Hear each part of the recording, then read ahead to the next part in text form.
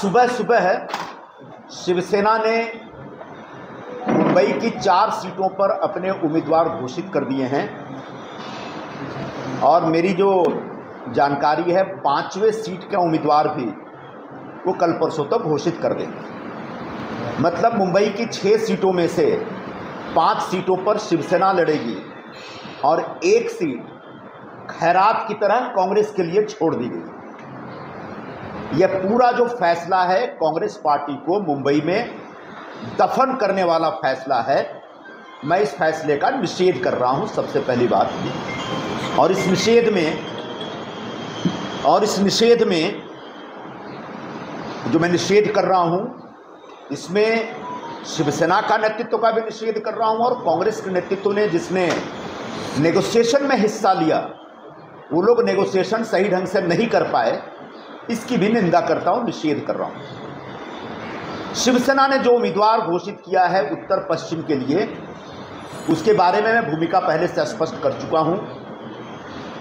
उस उम्मीदवार के ऊपर भ्रष्टाचार का आरोप है, ईडी के द्वारा छानबीन जारी है और भ्रष्टाचार का भी जो आरोप है वह कोविड के ज़माने में जो मुंबई के गरीब प्रवासी मजदूरों को मुफ्त भोजन कराने की जो योजना थी, उस योजना में से कॉन्ट्रैक्टर से उनने दलाली ली।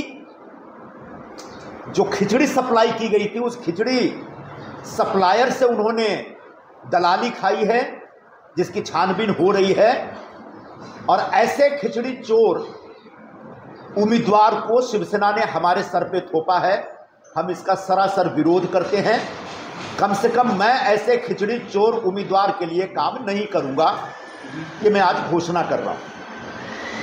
दूसरी बात, कांग्रेस पार्टी का नेतृत्व जो हमेशा भ्रष्टाचार के मुद्दे पर हाई लेवल एक ग्राउंड लेते हैं, हमेशा एक हाई मोरल ग्राउंड जिसको हम कहते हैं वो ग्राउंड लेते हैं।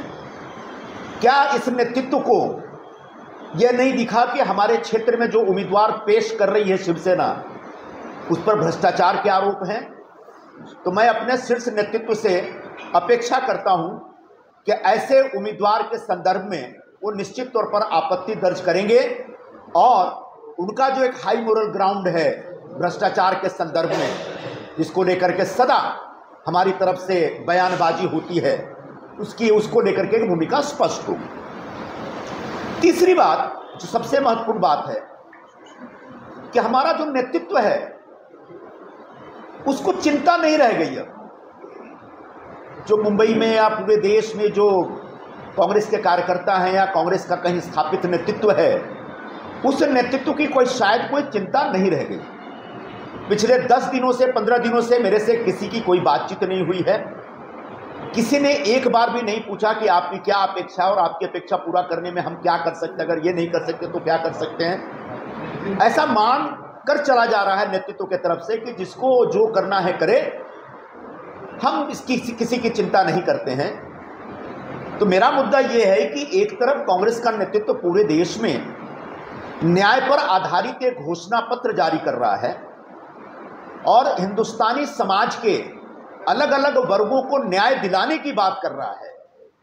ठीक उसी वक्त उसके अपने कार्यकर्ताओं के साथ न्याय हो रहा है कि नहीं, उसके अपने जो स्थापित नेतृत्व हैं उनके ऊपर कोई अन्याय हो रहा है कि नहीं, इसकी चिंता नहीं है।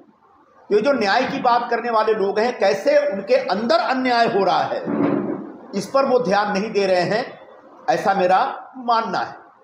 शीर्ष नेतृत्व से मैंने अपेक्षा की थी